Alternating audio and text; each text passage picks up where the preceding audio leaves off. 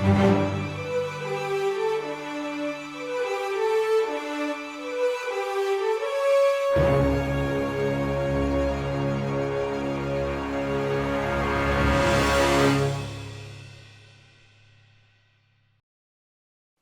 today, a customer actually had the guts to ask me something about how the shop operates involving me. The question was, do you ever take anything home for yourself? Okay, now at this point, most of my regulars know I am a toy collector myself. I am a manager of a toy store who is a certified toy expert. And by certified, I mean people actually watch me and listen to my toy opinions. So, yeah, it's a valid question. Like, how does a toy collector sit here amongst all of these plastic possessions and just kind of sit back and go, you know what? No, I'm not gonna take any of these. I don't want any of these. I don't want any of these. My willpower's this strong. It's not always that strong. So here's the truth of the matter. So Uh, there are times where yes, something will come through the door where I look at that and I go, "Ooh, this has to leave with me. This cannot see the light of day."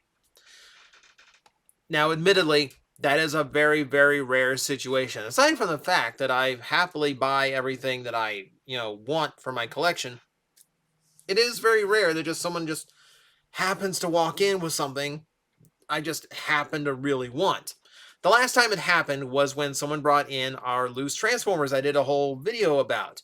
Well, one of the toys in that haul was a Classics Optimus Prime, a toy that I really, really like, that I really, really regret getting rid of.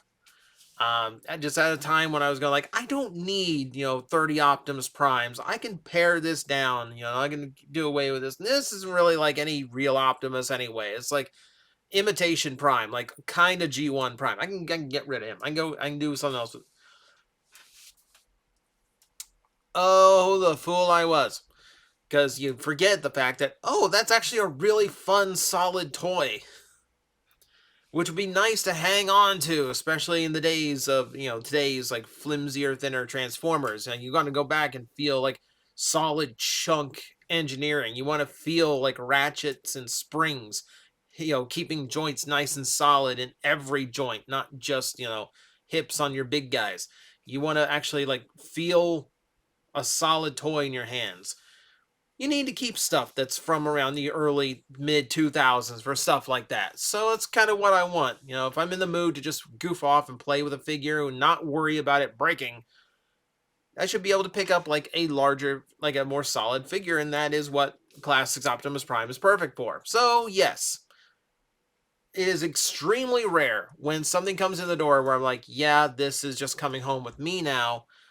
But that said, I don't just take it. There is an exchange. There is a not necessarily monetary. So part of the perks that I get from working at the store is a little bit of store credit for every hour that I work. It's not much, but it builds up. And when something comes through the door that I really want, yeah, that's what it's for. However, that said, I play as fair as I can. Generally, I will leave something out for like maybe a month. I will put something out on the shelf, or I will hang something up where I go, you know what? If someone doesn't take it in a month, mine. If someone does not, if I leave it out here and I promote it on our social medias and I let everyone know, hey, we got this thing in that's really cool, and no one comes in for it, and I go, all right, there's my store credit, burn that away. I take this home now. Again, these situations are fairly rare. Now, it is rare because, first and foremost, I want the shop to succeed.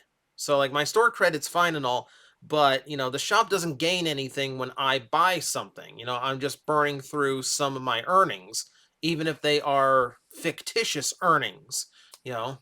But it does come in handy because it does prevent me from, spending out a lot on something I would otherwise just go off and buy on my own.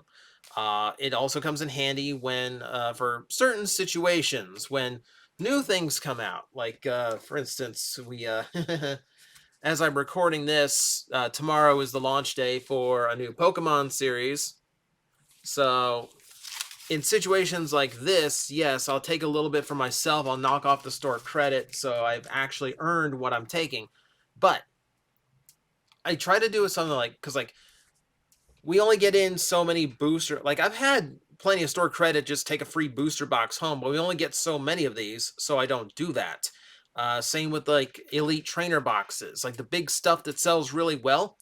That stuff I do not touch because I would rather the shop sell it and make the money off of that than benefit from it personally and take it home just to go, ooh, look at my fancy cards. But stuff like this, these packs where we get hundreds of them, I don't mind, like it doesn't hurt the shop for me to just like take a handful home and just crack open a few packs anytime I'm in the mood, which honestly these days, even that is particularly rare. Most of the time I find myself building my store credit up to the point where I take home some rarity that literally nobody else wants. For a long time, we had like the first time I ever showed off this video, this store in video format. The first time I ever did a video of the store, I showed off the Primal Rage toys, like those, like from the old video game Primal Rage, one of the Mortal Kombat knockoffs, claymation dinosaurs. It's a blast. But the shop had a full set. And not only did it have a full set of everyone for the first game, it had the boss from the second game, which is the rarest figure in the entire line. Well, I've been working this shop for, over a year and a half now. Like, I've long since built up the store credit to pluck those from the wall and eventually took the big guy home as well. And that is all accumulated earnings that just stay within the store. And that is something that, like, literally, it was on the shelf for, a year and a half and nobody wanted it. So, okay. With the owner's permission, I will take this home with me.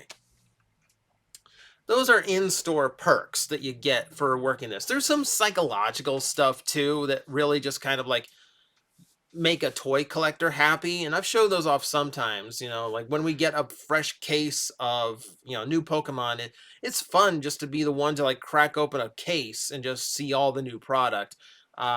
Especially the rare times like when we get brand new toys from a distributor, which hopefully is going to be more frequent here in the future. But for now, it's actually been a rarity, but it is fun. It is fun to see where they come from. It is fun to actually be the one to take them out of the box for the first time. Like I'm the first one to actually lay eye on them and handle them since they left the factory. So it's a little bit special. For a toy collector, it's a little bit of a unique experience that you only get if you're working a place like this. And that also comes with some other benefits that I did not even realize when I took the job, but those only apply when you go to other stores like this. For starters, I get looks at these, which I'm not going to, I'll show you, like, there's print in it, but I'm not going to show you what the print is, because it is our invoice for a brand new shipment. It means that I get to know the wholesale prices on things. So if I see somebody gouging a price, I can point that out. If I see someone like obviously scalping something that I know they got in and got for wholesale price, I can call them on that. Where it really helps is haggling. And this actually comes in handy more at like conventions than it does like working at other stores. Other stores, like they have to make their money and they have to make however much they can. And if something sat around for a long time, that's not a big deal for a store like this, because generally if something has sat around, like if something has sat around here for a year or 2 years, generally because of what we sell, the price has probably gone up since we put a label on it. So something that was $100 2 years ago when we first got it in might be $150 now. So even if something sits around, it's accruing value because it's a collectible that's becoming more and more scarce by the year.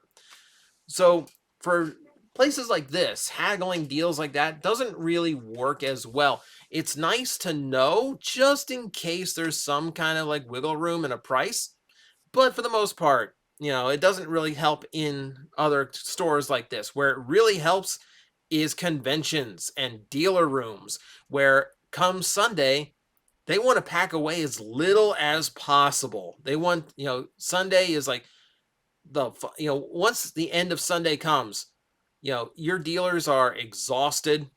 They want to go home and sleep hard, because there's a lot of long hours working in like an unpleasant situation where going to the bathroom is hard, getting food is hard.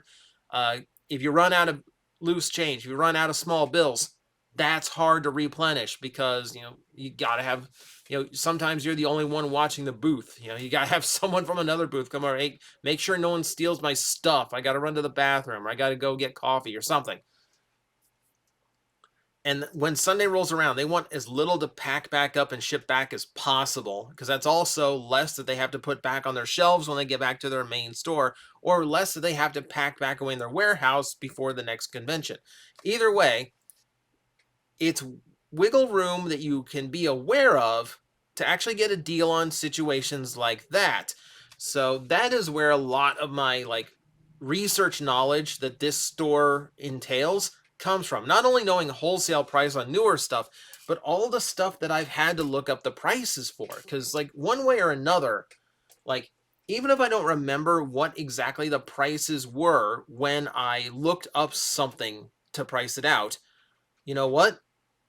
I do technically remember the price. Even if it's not the original one I saw, everything in here is priced relatively close to what I looked it up at.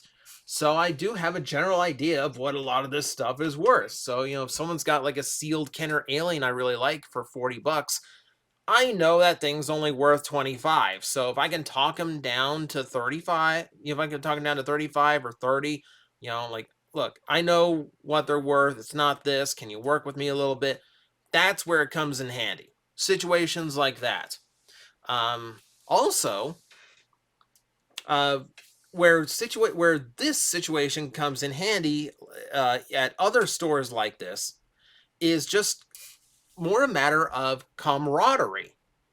I was going to all these little shops in Arizona on my vacation this year, and one of the shops, probably my favorite shop in there, a place called Polar Bear out in Arizona, ironically. Um, Super cool place. Uh, I believe that's the shop. There's went to so many shops. So that one stands out because they had like on-card Cybertron toys and on-card Classics Transformers at really solid prices. Like good enough to like I wish I could have gotten multiples. I kind of I picked my favorites is what I did. Paid for them, but picked my favorites. But really cool shop, really cool people. And when little shops like that find out, oh, you run a shop. Oh, you're in the bit. Oh, look, like there is like an instant brotherhood thing. It's like you run a toy shop too, so you're also obsessed with all this stuff. You're not just your average customer. Like you know what the business is like, you know what the dealer's like, you know what it's like to handle the product, you know what it's like to look up the product. You know the whole thing. Like it's like there is a camaraderie there where like we can immediately click on that level. And it is just like a nice special thing. And because of that camaraderie, things get a little bit cheaper. I will admit, I've done it here too. I've done it here too. Like other people have shops on the other coast that I enjoy. Is once in a while I will see those people in the store, and they get a little bit of a cut because it's just kind of like what you do when you're in the same business like this. I got a Shogun Megazord at Polar Bear for I'm not gonna divulge prices or anything. It was 25% off what they listed it at. All right, awesome. I don't recommend going to random shops and saying, "Oh, hey, I'm a dealer. Like I work at a toy store," because like you're gonna have to answer questions. So it's not something you can universally get away with. It's not like going. It's not like going to TGI Fridays and going, "Hey, it's my birthday today," and like just sitting down and expecting them to bring out a free bowl of ice cream. No, no, no. You gotta whip out a card and actually show them that you actually have a birthday today before they come humiliate you with a song and dance number just so you can get your free bowl of vanilla. No, no, no. So I don't recommend trying to use that tactic to get a discount. It's gonna backfire on you, trust me. But for the people who can like kind of relate on that level, oh man, it's cool. So I mean, outside of that, the benefits I get working at this shop, are mostly just like for my own personal situation. Being able to sit here and film this after hours, I think is really cool. I think being able to shoot toy videos, I think as a toy review channel, as a toy-based channel, to be able to do all my stuff from an actual toy store where I don't have to worry about how loud I'm being, by the way, because everyone else is closed around me. No one can hear me. No one can hear this. I think is fantastic. Like this is my absolutely my favorite benefit is having my own toy shop to just have my runaround in, just have like, and just like be able to just like pretend like it's not really my place, but I have full run of it. And yeah, and with the owner's permission, I should mind you, this is all with permission of the owner. I get to use it to, make my channel look a little bit more credible, and actually show you, yes, I know what I'm doing enough to get paid for it. So hopefully, yeah, hopefully I look a little bit more convincing as a toy expert when, you can see all that behind me. But, so that's pretty much the long and short of it. There's a lot of benefits to this job. And a lot of them are just like personal, like make me happy kind of benefits. But every now and then there are situations where like, this is like a little like trump card in my pocket that I can pull once in a while and go, oh, I have the advantage in this situation. It's rare, but it comes in handy, and it's kind of fun when it happens. And that's the toy store life.